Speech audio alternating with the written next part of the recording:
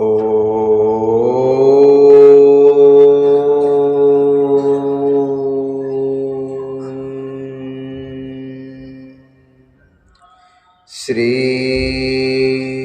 शांब शिवाय नमः। ओम श्री गणेशाय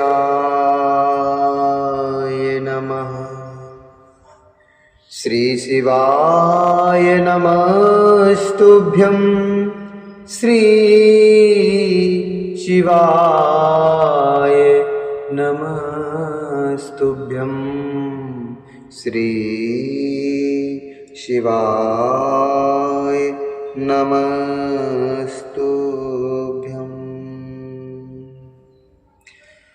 बोलिए शंकर भगवान की जय। भगवती मैया की जय।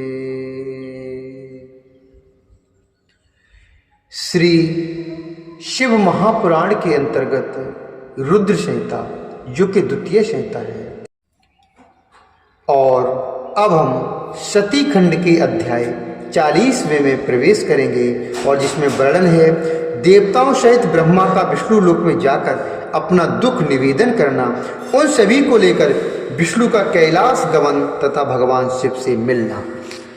नारद जी बोले, हे विदे, हे महाप्राज्ञ, हे शिव तत्व के प्रदर्शक, आपने अत्यंत अद्भुत एवं रमणीय शिवलीला सुनाई है।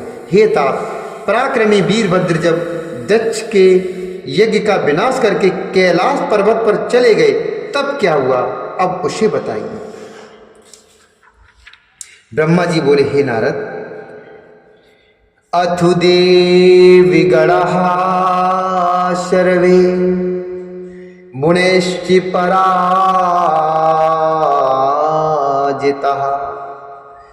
रुद्राणि कैर्विभिन्नांगा मम लोकं ययुस्तदा।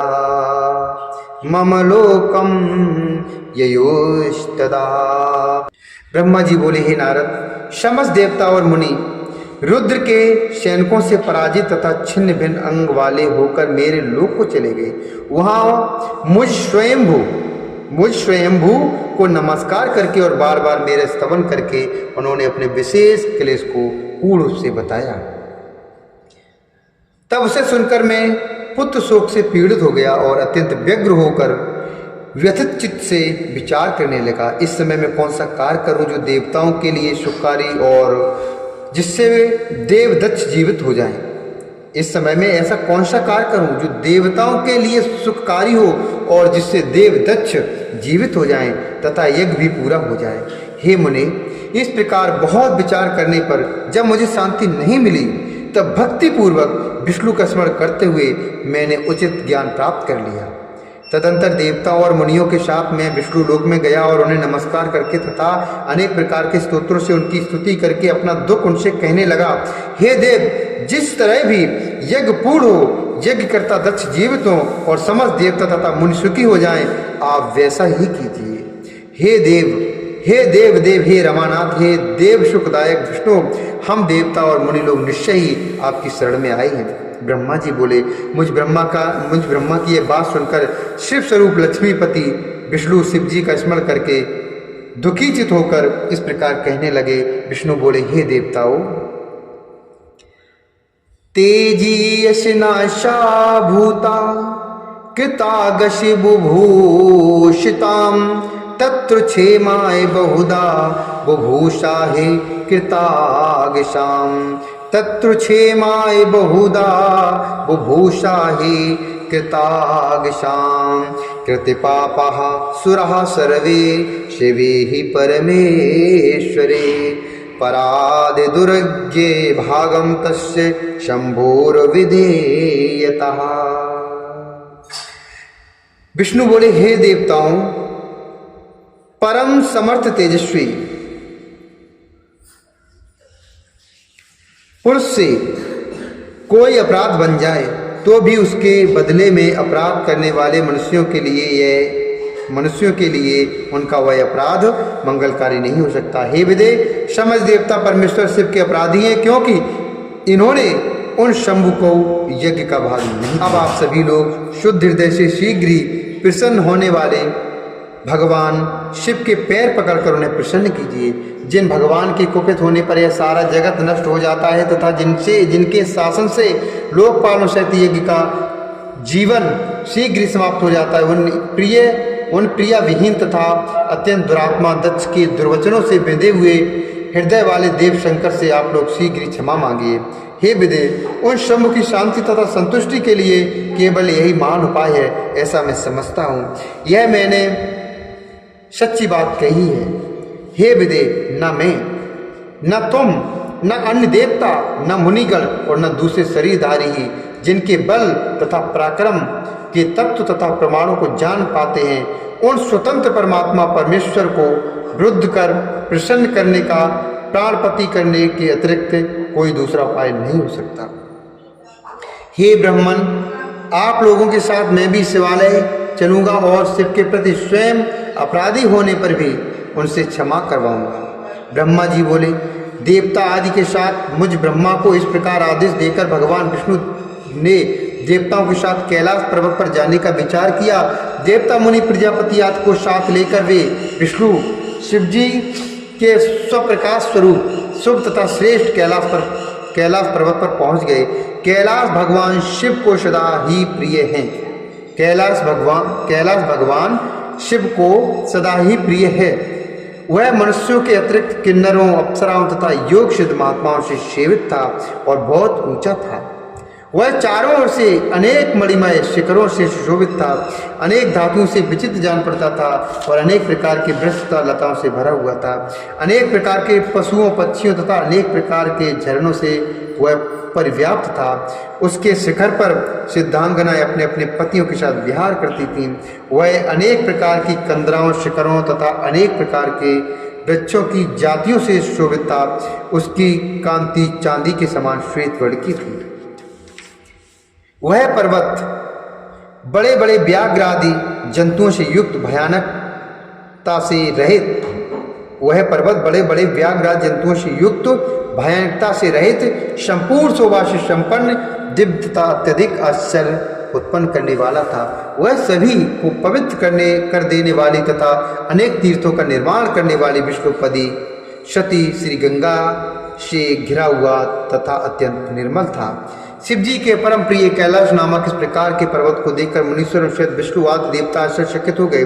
उन देवताओं ने उस कैलाश के सन्निकट शिव के मित्र कुबेर की अलका नामक परम दिव्य तथा रम्यपुरी को देखा।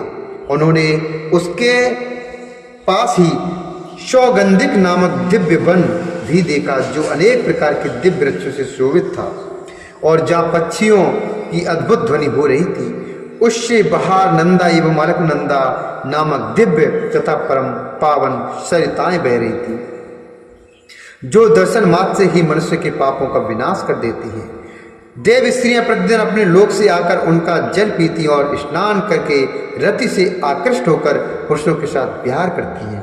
उसके बाद उस अलकापुरी तथा सौगंधिक वन को छोड़कर आगे की ओर जाते हुए उन देवताओं ने समीप में ही शंकर जी के वट वृक्ष को देखा।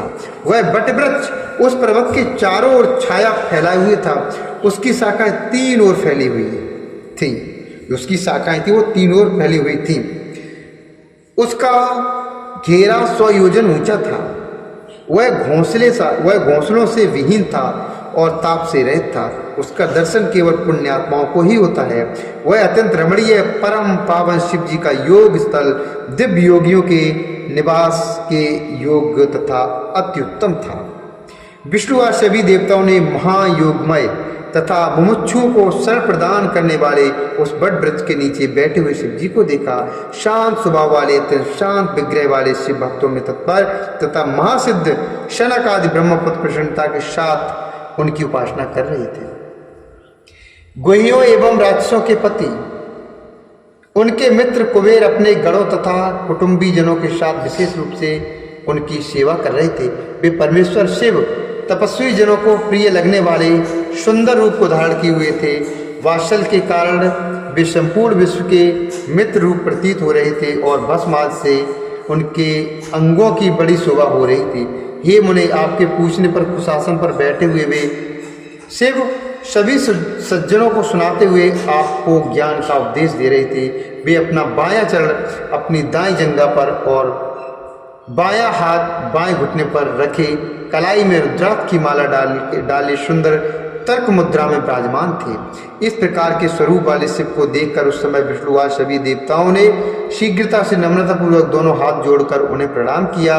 तब सज्जनों के शरणदाता प्रभु रुद्र ने मेरे साथ आए हुए विष्णु को देखकर उठ करके सिर झुकाकर उन्हें प्रणाम किया। विष्णुवादी देवताओं ने जब भगवान शिव जी के चरणों में प्रणाम किया तब उन्होंने भी उसी प्रकार मुझे नमस्कार किया, जिस प्रकार लोगों को सद्गति प्रदान करने वाले भगवान विष्णु कश्यप को प्रणाम करते हैं। तब शिवजी ने देवताओं, सिद्धों, गणाधीशों और महर्षियों से नमस्कृत तथा वंदित विष्णु से आदरपूर्वक वार्तालाप किया। इस श्री शिव महापुराणे द्वितीयामृत संहितायां द्वितीय शतीखंडे शिव दर्शन वर्णन नाम चत्वारिंशोऽध्याय। इस प्रकार श्री शिव महापुराण के अंतर्गत द्वितीय रुद्र संहिता के द्वितीय शतीखंड में शिव के दर्शन का वर्णन नामक 40वां अध्याय पूर्ण हुआ। बोले शंकर भगवान की जय। श्री हरिनारायण भगवान की जय।